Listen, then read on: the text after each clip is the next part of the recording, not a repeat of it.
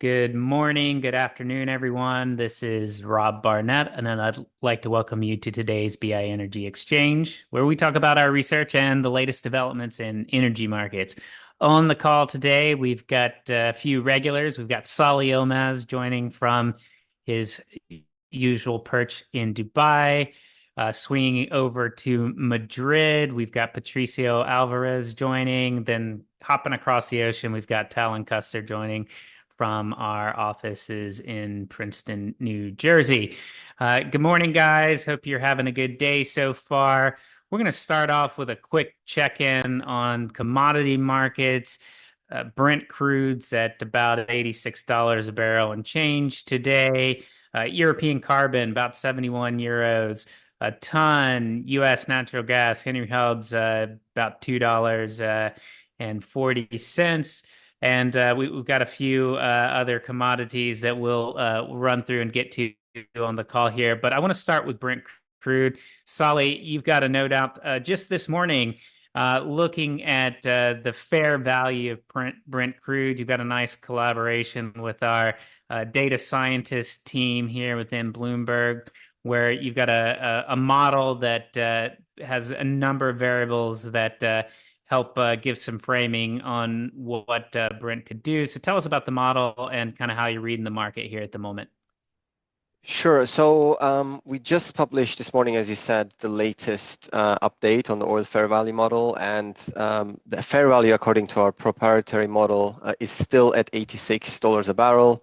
Our last update last month also pointed at this level, and as you said earlier, coincidentally, that's exactly where the oil price is right now. Complete coincidence.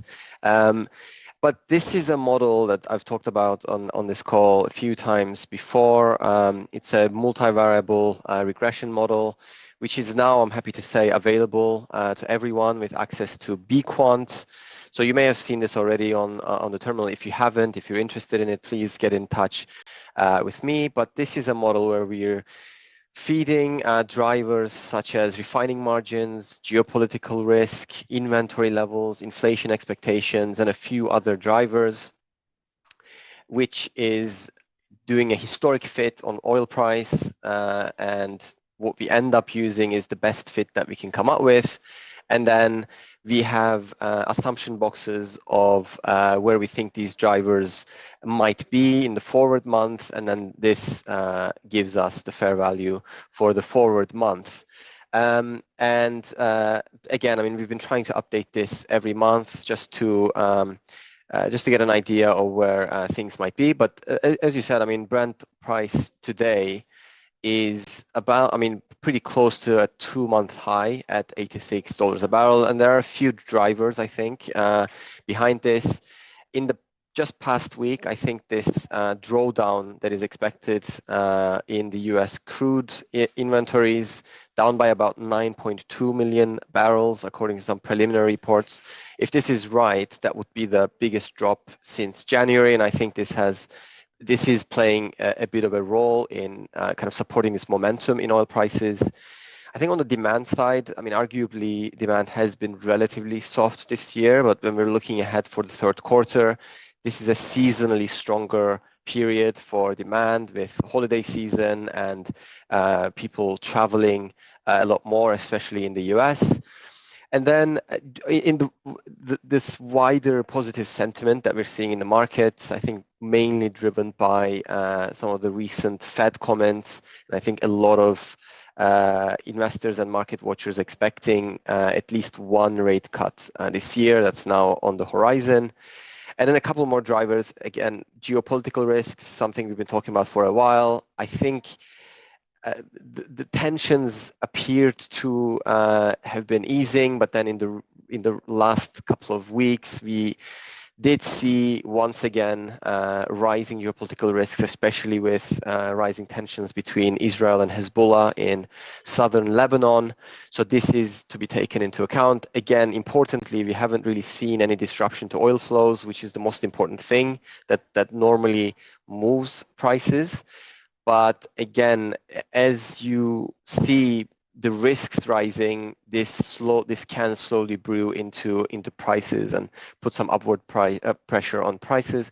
And finally, I think there is some anxiety around the potentially active hurricane season, which similarly may be increasing the expectations of potential disruptions to supply at some point. So those 5 drivers, I think, are supporting the momentum in prices in the last week or so. And then, as I said earlier, our oil fair value model, the most latest update, is pointing to an oil price that's very close to where we are at the moment. And Talon, let's bring you into the conversation. I've seen some of the forecast trajectories for some of the storm activity out in the Atlantic, potentially some of it headed into the Gulf. What's your take? Is this something you're already got an eye on in terms of thinking about the gas complex, and how's it feed into LNG view here in the short run?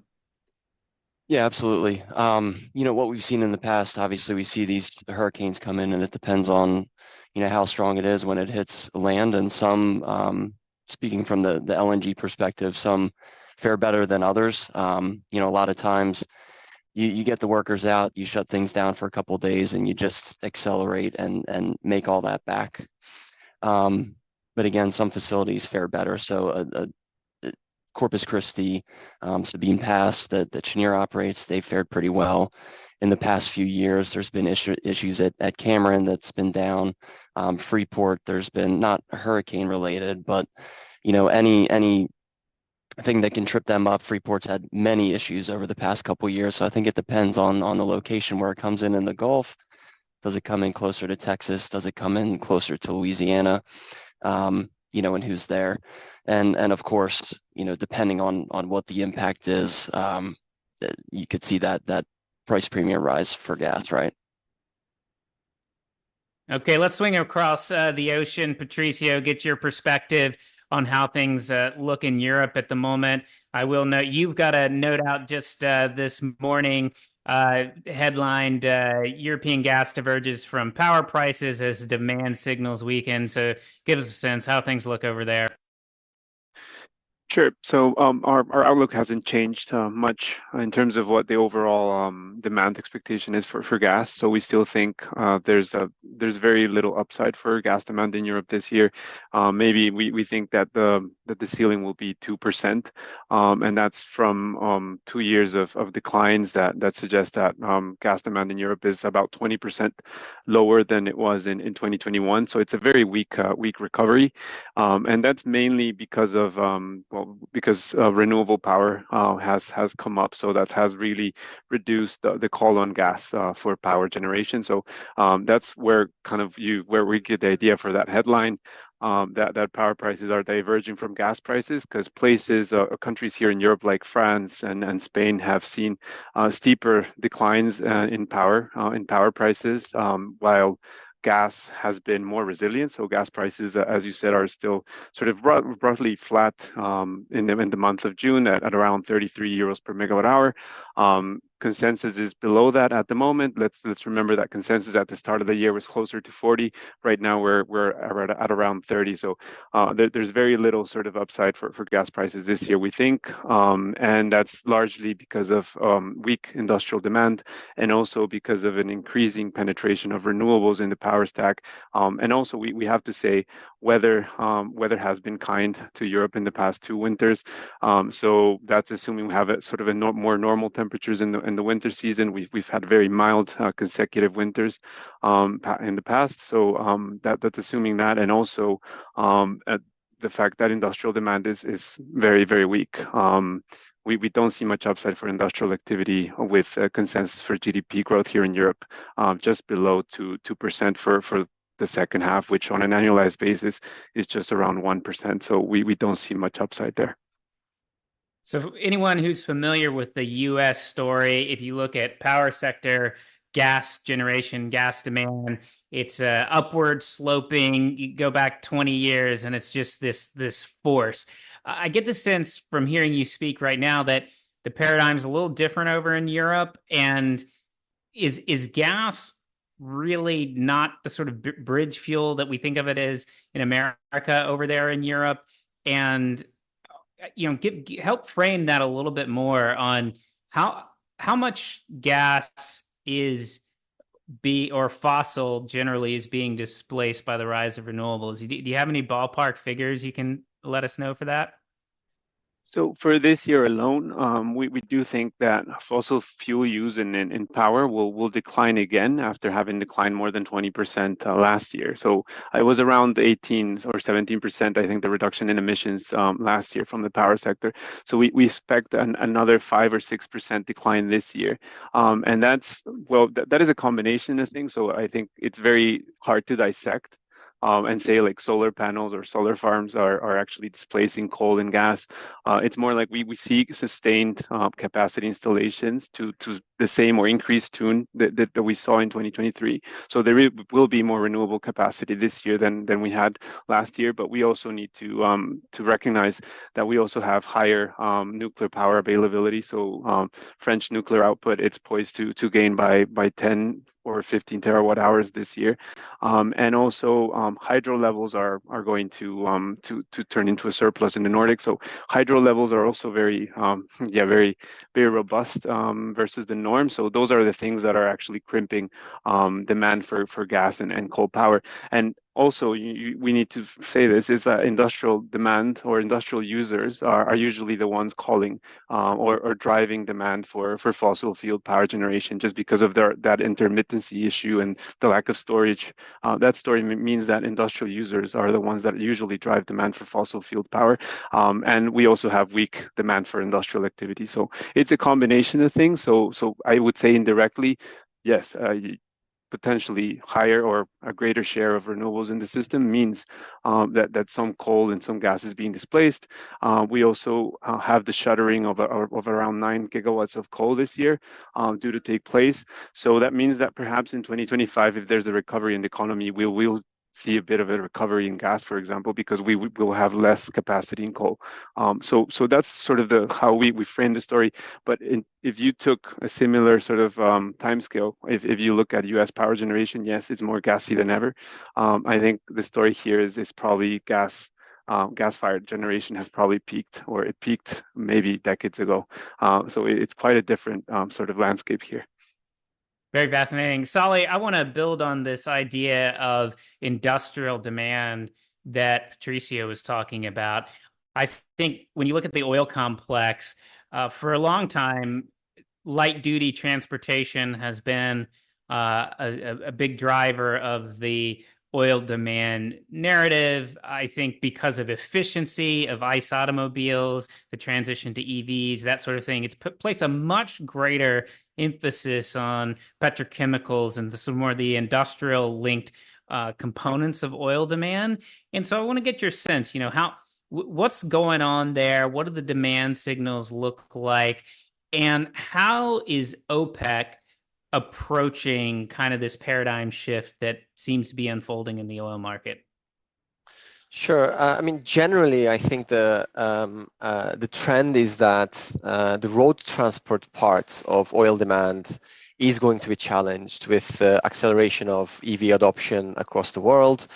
But then there's the argument that on the lighter side of the barrel, if you will, there's going to be increasing petrochemicals use and plastics use, which will continue to drive oil demand. But obviously, we don't know to what extent these drivers will move. And I think the divergence we're seeing now between OPEC, as you said, and what they're expecting, and the IEA is quite something. I mean, and it's not just the long term. It actually starts from this year. So just looking at the oil demand expectations for this year, OPEC expects oil demand to grow by about 2.2 million barrels per day for 2024. And the IEA expects it to be a little less than half of that.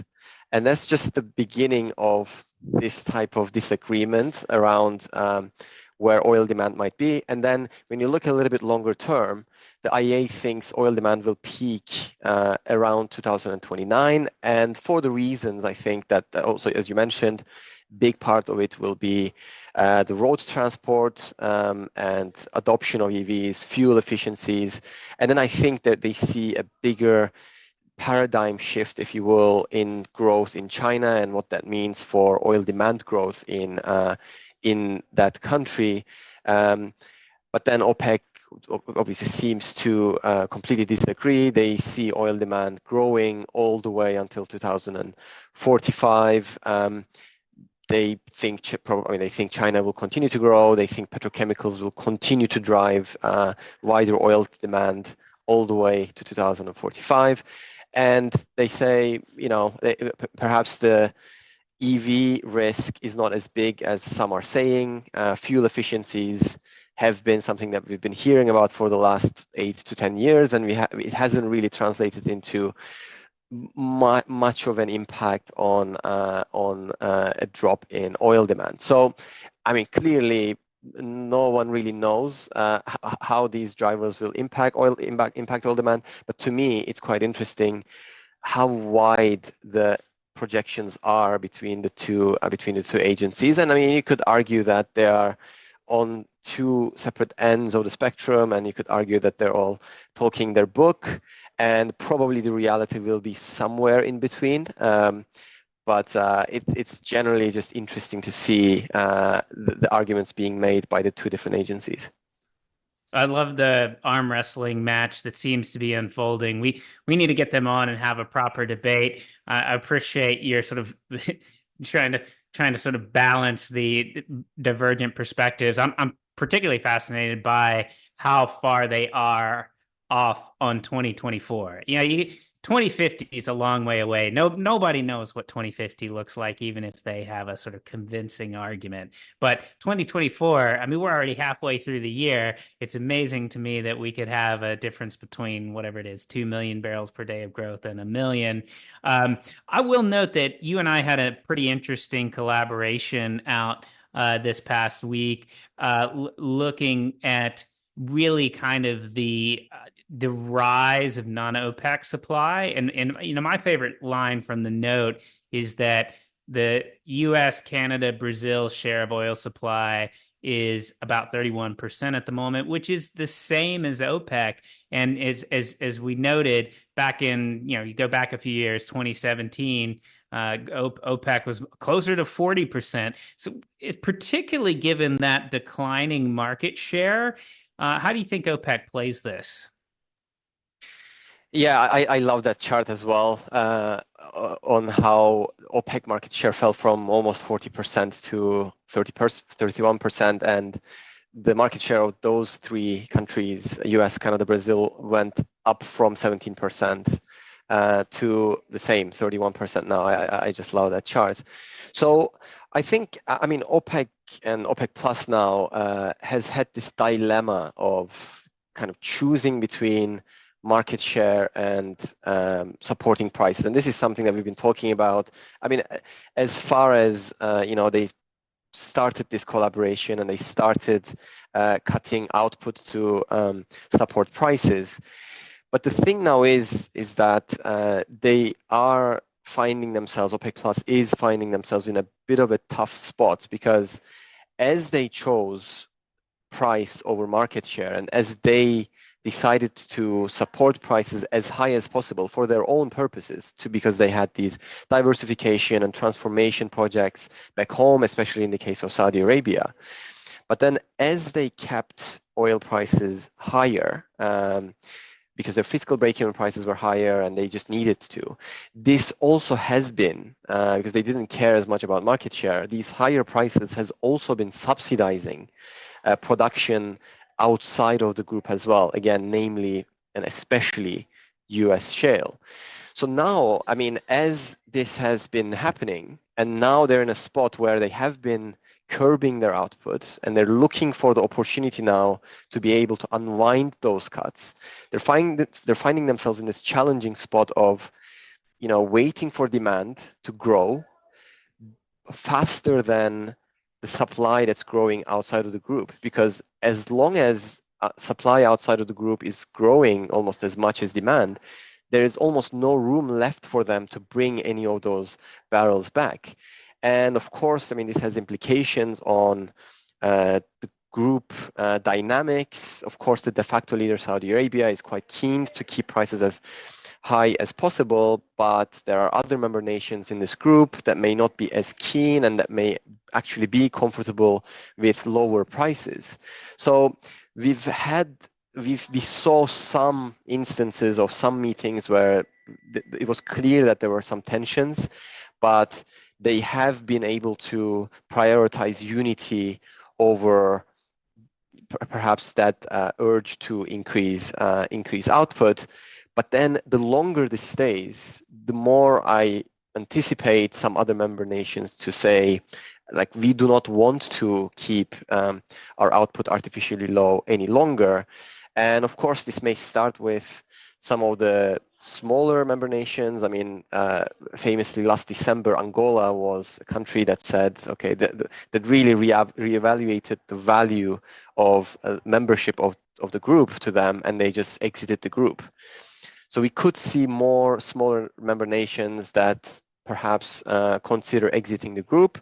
But then the longer it stays, the risk is that some of the bigger member nations, which would be a much bigger hit, I think, to the group, some of those bigger countries perhaps thinking and considering exiting the group. So it's a very delicate balance, I think, that the group, and especially the de facto leader in the group, Saudi Arabia, needs to reckon now. Okay, thanks, Salih. Talon, let's bring you into the discussion with some perspective on LNG. I think some of these geopolitical concerns could be a factor there, but maybe as a starting point, help frame kind of what's going on with the LNG supply-demand balance here at the moment. It doesn't sound like Patricio framed an optimistic perspective on European gas demand as a whole. So where are LNG suppliers looking for that demand growth? And also give us a sense of what's going on with the supply outlook at the same time.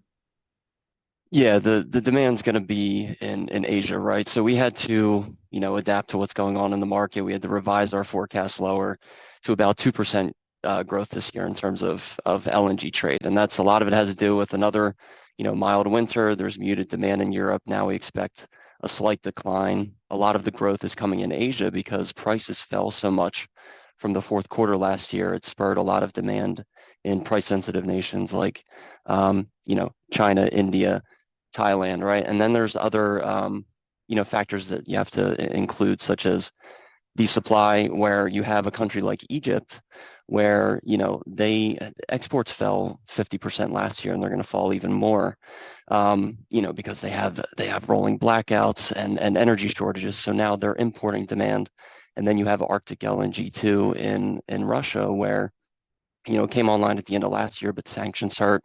They can't get the vessels to ship through the ice, so it's hurting supply. And we've seen unplanned outages at Freeport, plants in Australia, so it's really hindered the supply growth.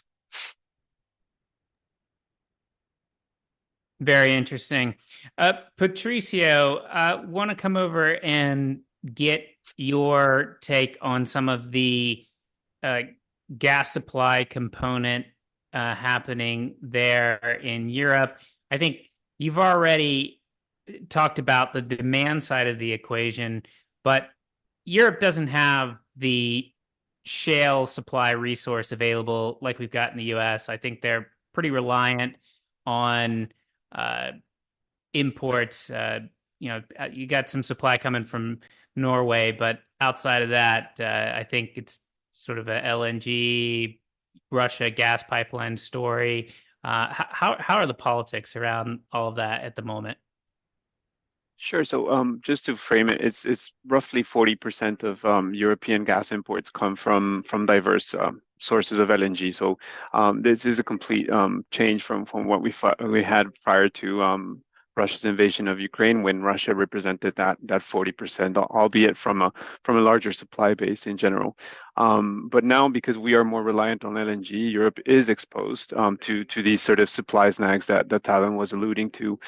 We did not foresee these delays in supply and supply growth. We also had to revise our expectations on that front, but we've also revised our expectations on demand. So we're kind of at the balancing point where demand is really driving things. In terms of what the geopolitical landscape is at the moment is, or the main concerns are circulating around the residual gas flows coming in from Russia, roughly. Roughly 15 billion cubic meters come or flow through Ukraine per year, versus our forecast for demand of around 340 BCM for the year. So it's not something that Europe could not displace via LNG. And actually, Austria's gas utility has said that OMV could actually replace the volumes if Russia were to seize these flows, could replace through other sources in LNG. So on that front, let's say there's nothing very concerning about the supply situation. There could be a curtailment from Russia, but that's nothing to be very worried about. It would push prices up that would be certainly, but let's say it's nothing similar to what we had in the energy crisis. And just the latest update on that is that actually flows through Ukraine are still flowing. Russia has said that even though the transit agreement ends at the end of 2024, Gazprom has said that they are willing to keep supplying, because let's remember that the transit agreement is over or it's expired. It doesn't mean that off-takers can't book capacity in the short term, and Russia has been willing to provide that support. And lastly, let's say on the other front is LNG. So EU politicians have been talking about banning LNG imports from Russia, and right now they have banned transshipment. So that means that it's a bit tougher to get LNG into Europe, or to change direction in Europe, basically. But they have not, or they have steered away from an actual ban of LNG, because if you combine both Russian pipe flows and LNG, they combined, it's roughly 30 BCM. So that's 10% of supply. Let's say that event or that combination of events would actually tighten balances potentially in 2025. So that's kind of the landscape. On the LNG front, of course, there's like the tail risk in the Middle East that trade disruption gets worse. And of course, yeah, you have also the sort of the weather impacts in the US from the hurricane season, but those are very, very hard to predict. And like Talon was mentioning, so far the let's say the damage has been contained, or we have to wait and see on that front. Okay, let's switch gears just a little bit. For anyone who didn't catch it, we had our first presidential debate in the United States last week. We've seen, following the debate, former President Donald Trump appears to be gaining an advantage based in the polls. And I would note, Patricio, you've got a report out just this morning as well, looking at how some of the European utilities, particularly ones like Ørsted, engaged in some offshore wind development in the US, could be affected by a Trump presidency. So tell us about your note. What's the actual risk for companies like Ørsted that are involved in some of the projects? Sure. I think a good place to start is that most European utilities with exposure to offshore wind in the US have actually scaled down or scaled back their investments already. And that's following 2 years of very, very challenging conditions for offshore development in the US. That saw the likes of Ørsted exit projects in New Jersey with very costly exit fees, which explain the share price performance for Ørsted over the past year or so. Let's say the bar is very low. The investments have been pared back already. Most of the targets of these companies for the next 3 to 4 years are already covered by the projects that are under development or under construction. So on that front, we kind of see that priced in already. We don't think that there's much downside from a Trump presidency from the baseline that most of the targets are already permissioned. We think that the new projects, the ones that could be commissioned by the end of the decade, those new permits are the ones that a Trump presidency could act against via an executive order, similar to what President Biden did with the moratoriums for LNG permits. We think that that's a plausible avenue to delay or hamper the long-term development of offshore wind. But we do think that the projects that are already underway and are already permitted are not under threat. And that said, I think, let's say in the near term, not a lot of headwinds or additional headwinds for Ørsted, which is already undergoing sort of a slow recovery in the US, but it would definitely shorten the growth platform for offshore in the US, at least for the next couple of years. All right, very cool. Talon, I want to come to you and get similar perspective, particularly on the gas LNG front. Does Trump make a difference? And before you go, by the way, couple of weeks ago, I was walking down the pavement in Disney World at Epcot. I heard someone shouting my name, and it was Talon. We should have done a selfie real quick, but I love when you go to a place like Disney World. It just happens that you randomly run into people, so it was very cool. We should have documented it. But anyhow, what's going on with Trump and LNG? Well, and we did discuss that we were going to be there at the same time, but we knew it was just an overlap by a day or so. But to run into each other at that specific point at that park at that day was pretty cool.